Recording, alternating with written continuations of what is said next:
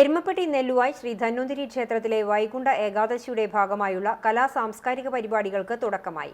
പ്രശസ്ത പിന്നണി ഗായിക പത്മശ്രീ കെ.എസ്. ചിത്ര ഉദ്ഘാടനം നിർവഹിച്ചു.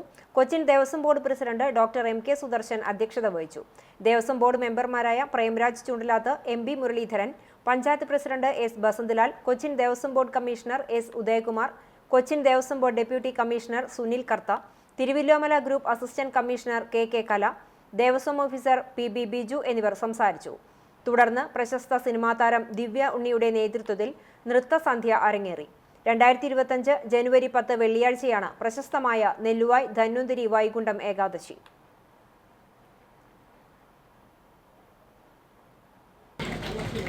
ഓം നമോ ഭഗവതി വാസുദേവായ ധന്വന്തരയേ അമൃതകലശഹസ്തായ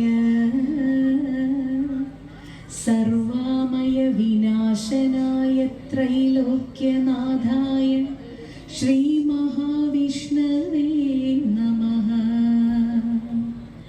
അച്യുതാനന്ദ ഗോവിന്ദ വിഷ്ണുനാരായണാമൃത